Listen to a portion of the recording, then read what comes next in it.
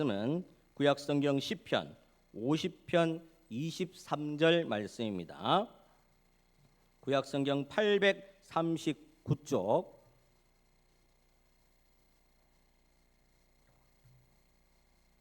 시편 50편 23절 말씀 우리 한 목소리로 봉독하도록 하겠습니다.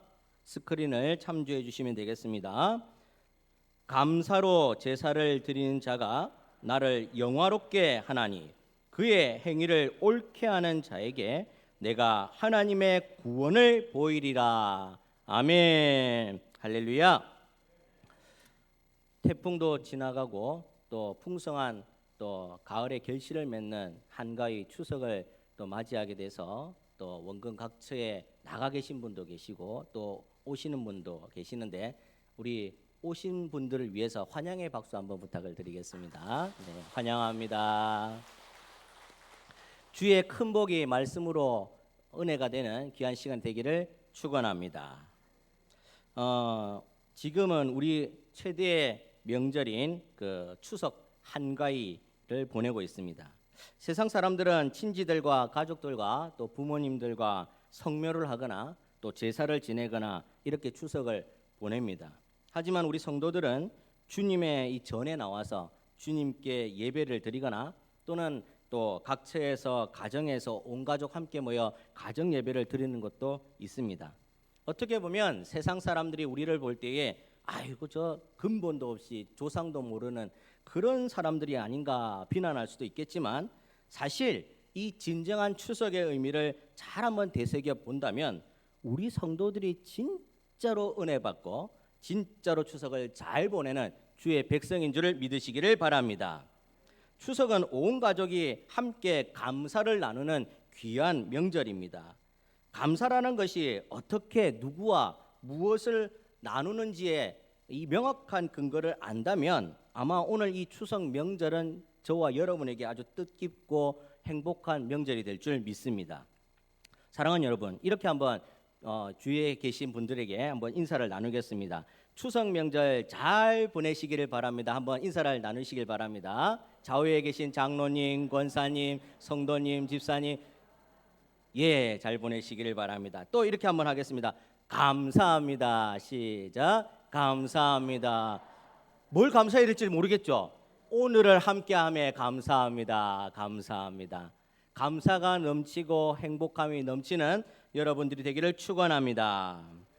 추석은 한가위라고 합니다. 여기에 한이라는 단어와 가위라는 단어가 합성어인데 한이라는 단어는 크다라는 단어이고 가위라는 단어는 가운데에 있다, 가운데라는 단어입니다. 그래서 8월의 한가운데 큰 날, 8월의 한가운데 큰 날 음력으로 그날을 추석이라고 지었다라는 거죠. 그래서 추석은 음력으로 8월 15일이 됩니다. 왜 이렇게 추석을 이날로 정하고 함께 명절을 보내는가? 농경 사회였던 우리나라가 과거에 농사를 지으면서 오곡백과가 수확이 되는 아주 풍성한 그 시기가 요쯤 되었다라는 거죠. 이쯤 되었는데 이때를 아주 풍성하고 행복하고 나눌 것이 있다 보니까 이 날이 풍성한 때로 추석 명절로 고착화되었다라는 겁니다. 그래서 이런 말이 있지 않습니까? 한가위 갖기만 해라. 한가위 갖기만 해라. 추석 같았으면 참 좋겠다. 먹을 것도 풍족하고 나눌 것도 있고 인색하지 않고 서로가 행복하고 또 우리 어린 친구들은 할아버지 할머니 친척들을 만나면서 요것도 받지 않습니까? 또 우리 부모님들 또 어르신들은 자녀들을 만나면서 행복하지 않습니까? 혹여 그런 거 아니더라도 함께 이렇게 예배당에서 예배드리니까 서로 얼굴을 맞대고 웃음도 나누고 얼마나 좋습니까? 그러니 한가위 갖기만 해라. 저도 맨날 한가위 같으면 참 좋았던 시절이 있었습니다. 요거를 많이 받을 때 부모님이 다 가져가시더라고요. 다 저축해 놓은 줄 믿으시기 바랍니다. 우리 어른 친구들 샘나 하지 마시고 부모님이 뺏어갔다 하지 마시고 여러분들 키우는 데에 여러분들 잘 되는 데에 쓰임 받을 줄 알고 차곡차곡 적립했다 생각하시면 됩니다. 자, 그렇다면 이 농사를 짓던 우리 시대에 이 농사라는 것이 인간의 기술도 참 필요합니다. 능력도 있어야 된다는 거죠. 어떤 똑같은 밭을 갖고 있는데 어떤 분은 농사를 정말 잘 짓는 분이 있는가 하면 초년병들 이제 스마트팜이라든지 이제 청년 이 창업이라든지 이런 걸 바탕으로 해서 이제 청년들이 짓는 분들은 굉장히 실패를 많이 합니다. 그래서 농사도 숙련된 분들이 굉장히 여기 계신 분들 중에 얼마나 숙련된 분들이 많겠습니까? 저도 이 식물을 참 좋아하지만 키우는 능력보다는 죽이는 능력이 탁월하기 때문에 상당히 애를 먹습니다. 그래서 물을 자주 주지 않아도 되는 것, 그러면서 예쁘게 키울 수 있는 것을 상당히 선호하는 편입니다. 농사라는 것이 잘 짓는 사람이 있다라는 거죠. 명농부가 있다라는 겁니다. 그런데 농사를 짓다 보면 여러분들 꼭 느끼는 게 한 가지 있지 않습니까? 내 맘대로 안 되더라. 내 맘대로 안 되더라. 땅이 그렇지 않아서 내 맘대로 안 되더라. 또 물이 또 그렇지 않아서 내 맘대로 안 되더라. 오늘 보니까 모종이 또 그렇지 않아서 안 되더라. 또 자연이 그렇지 않아서 안 되더라. 적당한 때에 바람이 불고 적당한 때에 비가 와야 되고 적당한 때에 비도 그쳐야 되는데 내 마음대로 안 되더라. 그래서 느끼는 바가 무엇입니까? 하나님이 살아계시구나. 하나님의 때를 따라 돕는 은혜가 이 농사 짓는 데는 반드시 필요하구나. 이것을 느낄 수가 있습니다. 때를 따라 돕는 은혜, 이른 비와 늦은 비, 하나님의 돕는 은혜가 없으면 아무리 농사를 잘 짓는 명농부라 할지라도 그 수고가 허사일 수밖에 없더라라는 것을 깨닫습니다. 바로 며칠 전에 불어닥친 태풍만 보더라도 알 수 있지 않습니까? 자연 앞에 우리는 정말 보잘것없이 한없이 나약하기 짝이 없는 존재였더라라는 것을 깨닫습니다. 무슨 말씀입니까? 우리 인간의 인력으로 행사를 다 가름할 수가 없다라는 말씀입니다. 하나님 앞에 우리는 한없이 낮아질 수밖에 없는 그런 존재였다라는 것을 깨닫습니다. 그런 우리에게 농작물, 오곡백과 모든 만물의 풍성이라는 것은 하나님의 은혜였다. 이렇게 말할 수 있습니다. 믿으십니까? 이게 믿어져야 됩니다. 자연 만물을 바라보시면서 하나님의 은혜였더라. 한량없는 은혜, 갚을 길 없는 은혜, 모든 것이 하나님의 은혜였더라. 농사를 지을 때 농작물이 잘 자라는 것도 과학적인 요소가 뒤따른다고 합니다. 저도 이 설교를 준비하면서 찾아봤는데 농작물이 잘 자랄 때 어떤 과학적 요소가 들어간가 찾아봤더니 탄소 동화작용이라는 게 있답니다. 열매를 맺기 위해서 식물이 열매를 맺기 위해서 탄소 동화작용을 한답니다. 무슨 말씀인가 하면 식물이 숨을 쉰다는 거예요. 사람처럼 이 식물도 숨을 쉬는데 숨을 쉴 때 하고 내뱉을 때는 이산화탄소를 내뱉고 산소를 내뱉고 산소를 후 하고 내뱉고 들여 마실 때는 이산화탄소를 하고 들여 마신답니다. 그래서 탄소 동화 작용을 해서 열매를 맺는다. 사람과 반대죠. 사람은 들여 마실 때 산소를 하고 들여 마시고 내뱉을 때는 이산화탄소를 하고 내뱉습니다. 만약에 이게 잘못되거나 어느 한쪽에 균형이 맞지 않으면 우리 사람들은 살아가기 굉장히 힘듭니다. 그래서 산소통을 가방 대신에 하나씩 메고 다녀야 됩니다. 오늘 백화점에 마트에 시장에 가면 산소통을 팔겠죠. 산소 사세요, 산소 사세요. 그렇게 될 수밖에 없다라는 겁니다. 무엇을 나타냅니까?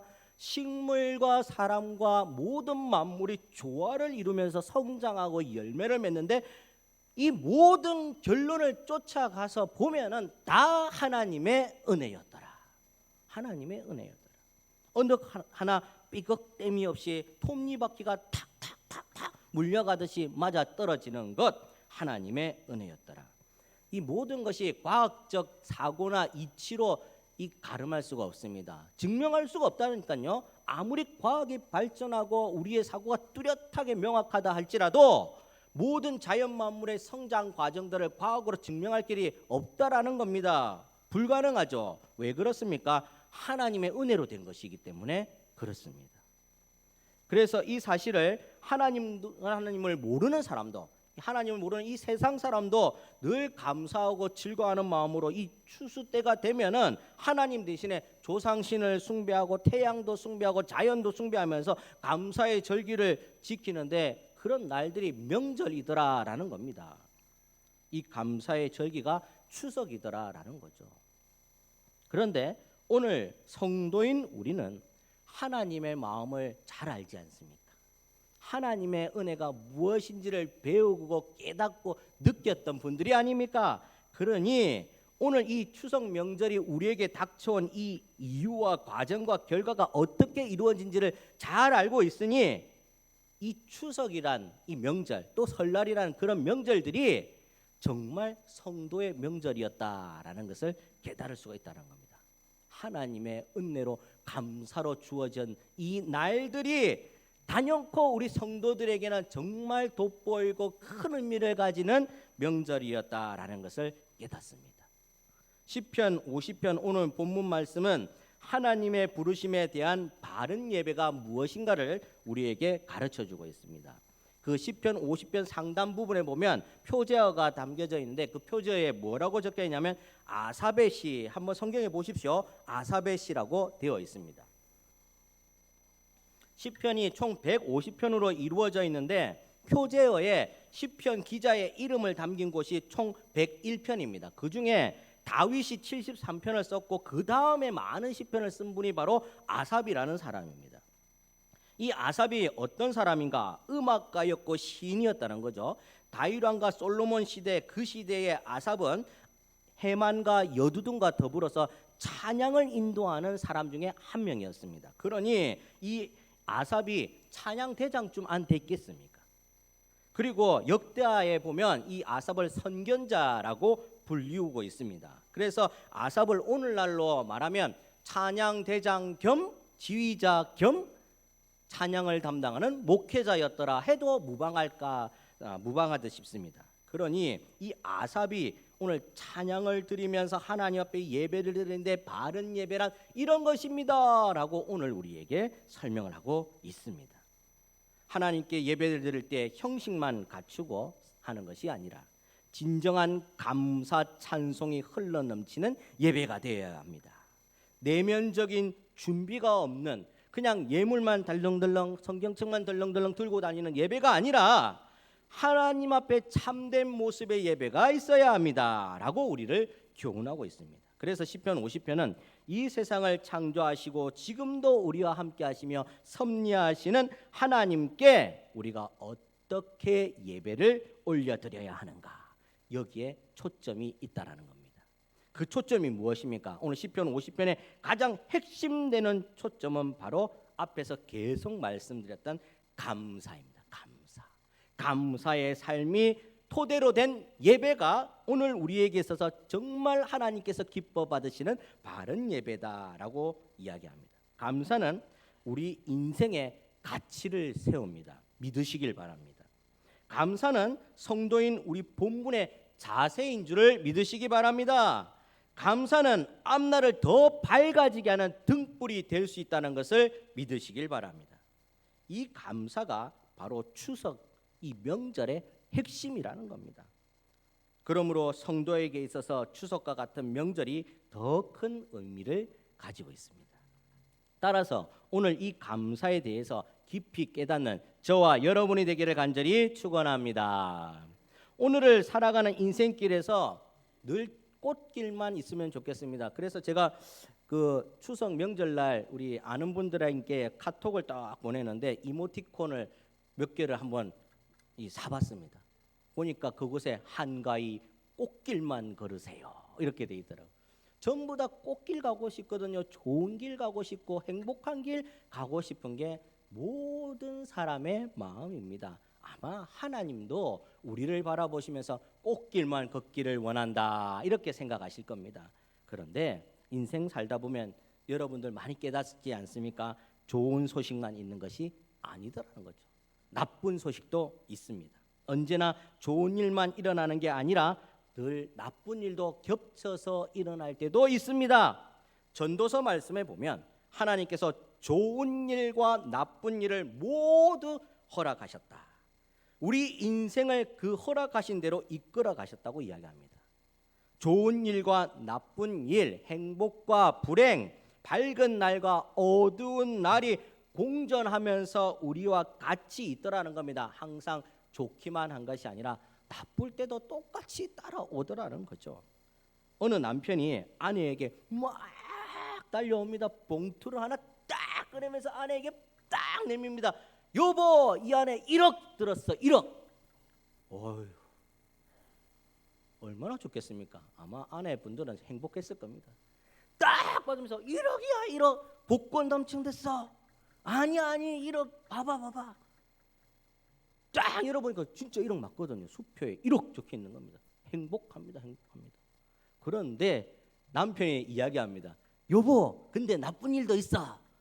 뭐 1억 받았으니까 괜찮아. 말해봐. 괜찮아. 다 용서해 줄게.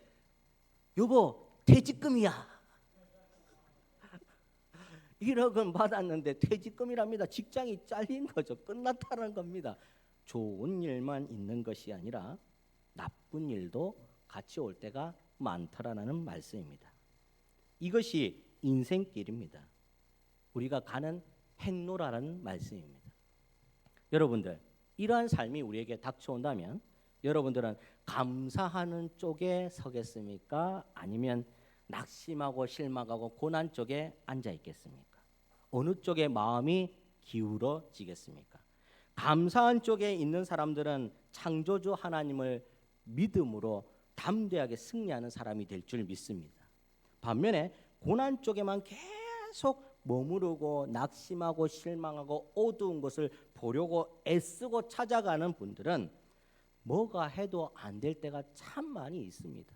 그 마음이 근심 걱정에 가득 차고 근심 걱정 해결할 방법이 없으니까 도끼가 가득 찹니다. 그러니 자신뿐만 아니라 주변에 있는 많은 사람들도 힘들게 만들 때가 있습니다. 하나님은 여러분들과 저를 가치 있는 존재로 만드셨다는 것을 기억하시기 바랍니다. 여러분과 저를 걸작품으로 만드셨습니다. 늘 근심, 걱정 그런 것에 빠져있게 만들지 않으셨다는 겁니다. 그러므로 어떤 일을 하든지 간에 어떤 일을 만나든지 간에 밝은 쪽에서 먼저 생각하는 훈련을 하시기를 바랍니다. 감사할 수 있을 때 내 인생이 더 밝은 곳으로 전진해 나갈 수가 있다는 말씀입니다. 좋은 일에만 감사하는 것이 아니라 나쁜 일에도 감사할 수가 있어야 됩니다. 이게 바로 믿음의 성장에 있는 성도들입니다.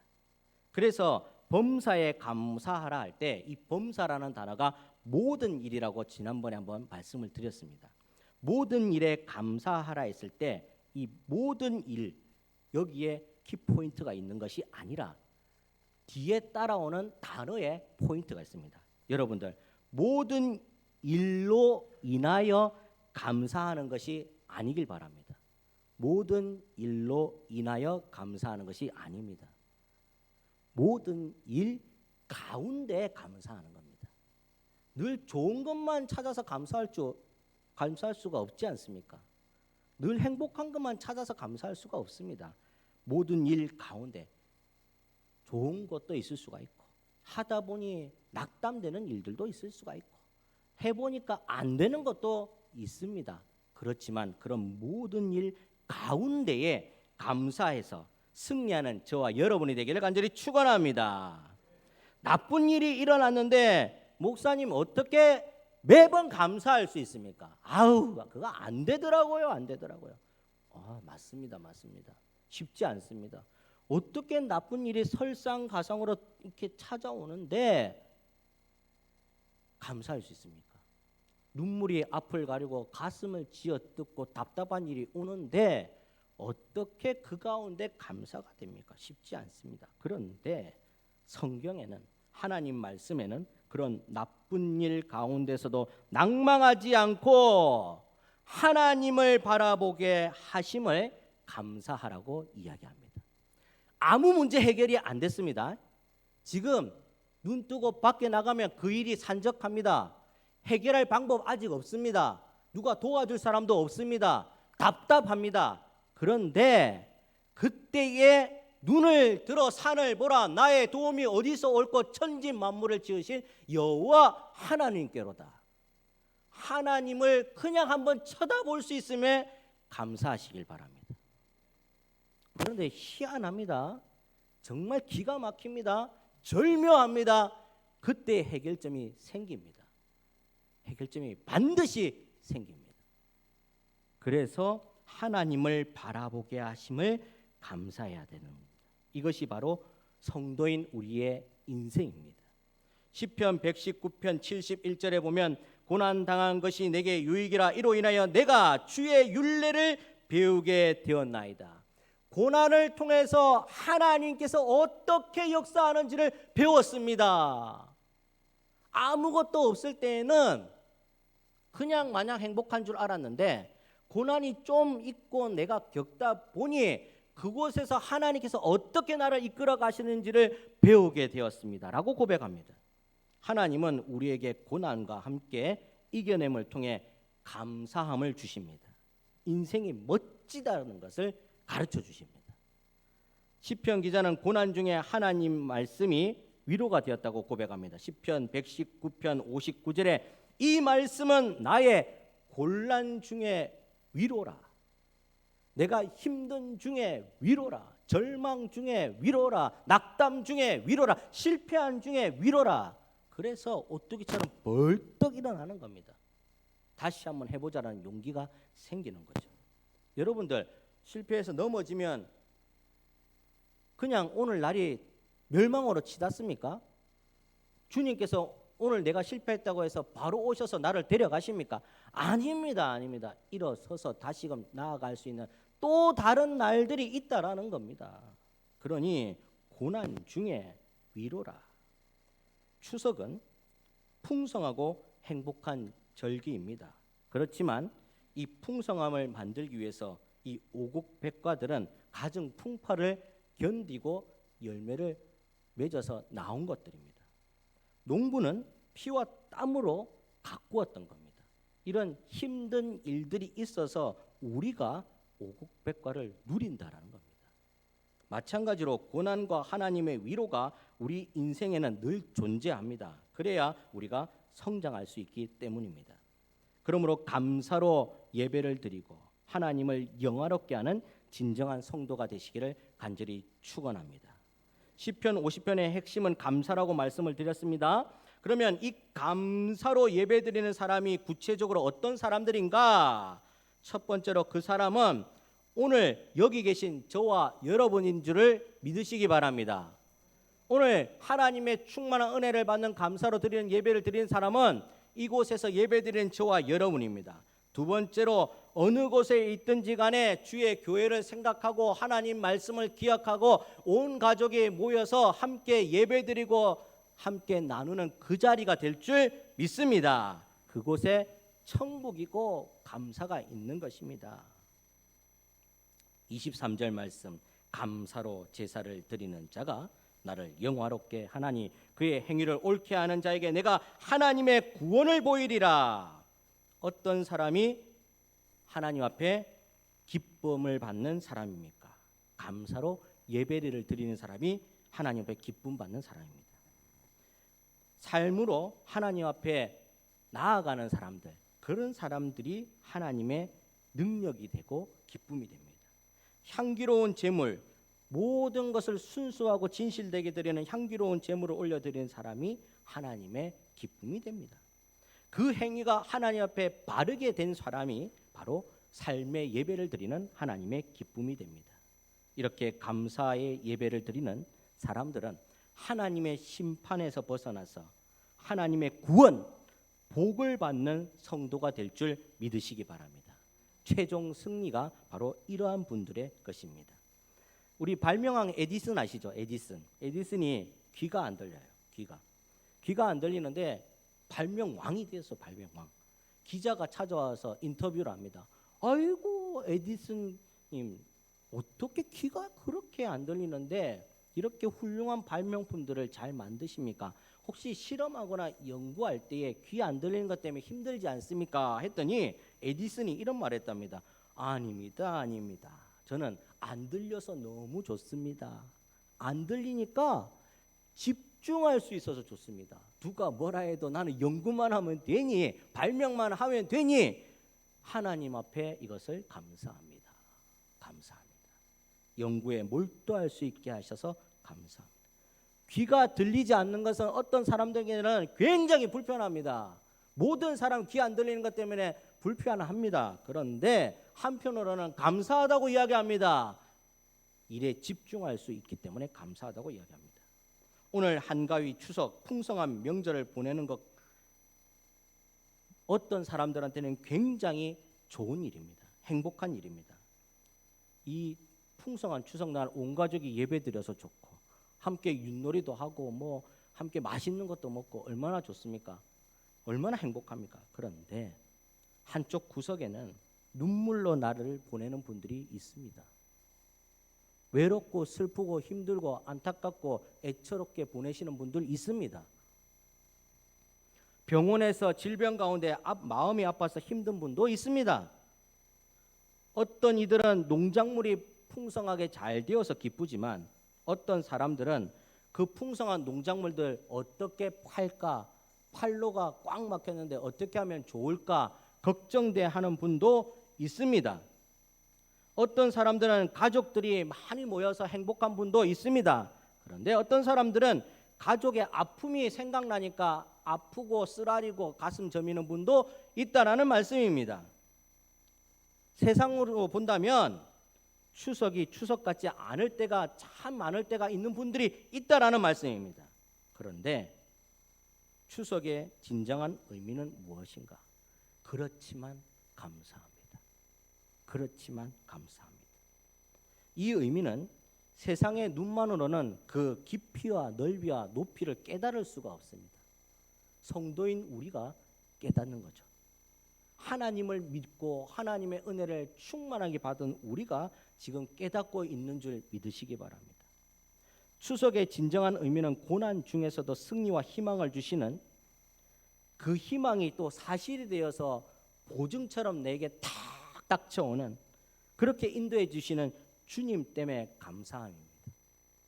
오늘 추석을 보내는 우리는 추석을 보낼 수 있음에 감사하고, 가족을 만날 수 있음에 감사하고, 또 나눌 수 있음에 감사하고, 또 없어도 인사를 한번 함에 감사하는 거죠. 사랑하는 여러분, 오늘 한가위 추석 명절 기간 우리의 구원자 되시는 우리 구주 예수 그리스도의 은혜로 추석의 진정한 의미가 감사라는 것을 깨닫는 저와 여러분이 되기를 간절히 소망합니다. 우리 주변을 한번 돌아보시기 바랍니다. 주변에 먼저 받은 은혜에 감사해서 이날을 행복하게 보내는 여러분들이 이 주변에 한번 따뜻한 손을 한번 내밀어 주시길 바랍니다. 아픈 곳에 손을 내밀어 주시고, 희망이 없는 곳에 손을 내밀어 주시고, 힘이 떨어진 곳에 붙잡아 주시고, 또 힘들어서 헉헉대는 분들에게 물 한 잔 떠드릴 수 있는 그런 손을 한번 내밀어 보시길 바랍니다. 아마 주님께서 그곳 가운데도 우리와 동일한 행복과 감사와 축복이 넘쳐나게 하실 줄 믿습니다. 그곳에 있는 사람도 우리의 따뜻한 손길 한 손길 한 손길 때문에 행복함을 느낄 줄 믿습니다. 주의 성도들은 역시 주의 사랑이 그 성도들로 하여금 이 주변에 전파되게 되어 있습니다. 사랑하는 여러분, 오늘 이 추석 명절 기간 이 은혜가 넘치는 저와 여러분이 되기를 간절히 축원합니다. 우리 다 같이 한번 이렇게 반주에 맞춰서 기도하겠습니다. 주님, 감사의 명절인 이 추석 기간 동안 우리가 손을 내밀 수 있도록, 주의 사랑을 전할 수 있도록, 그래서 진정한 감사를 나눌 수 있는 주의 백성 되게 해 주시옵소서. 그래서 많은 것들이 우리의 손길들로 인해서 행복해질 수 있게 하여 주시옵소서. 이렇게 한번 다 같이 주의 이름 크게 부르고 기도합니다. 주여, 거룩하신 주님 감사합니다. 명절을 보내면서 하나님의 진정한 감사를 깨닫습니다. 주 예수 그리스도의 은혜가 얼마나 큰지 우리는 그 은혜를 받아 누리고 살아갑니다. 하지만 아직도 주의 은혜를 모르고 힘들어하는 곳곳들이 있습니다. 하나님, 우리가 손을 내밀어서 주의 사랑을 전달하게 하여 주시옵소서. 주의 마음을 전달하게 하여 주시옵소서. 우리가 손을 내밀어서 그들의 손을 잡아줄 때에 그것 가운데도 예수 그리스도의 사랑이 넘치게 하셔서 온 백성들이 하나님 앞에 정말 찬송과 감사를 올려드리는 아름다운 이 명절 기간 되게 하여 주시고, 곳곳에 어두움은 물러가고 밝음이 처하며 하나님 곳곳에 그곳에 예수 그리스도를 모심으로 천국이 될 수 있도록 역사하여 주시옵소서. 감사합니다. 예수님의 이름으로 기도드립니다. 아멘.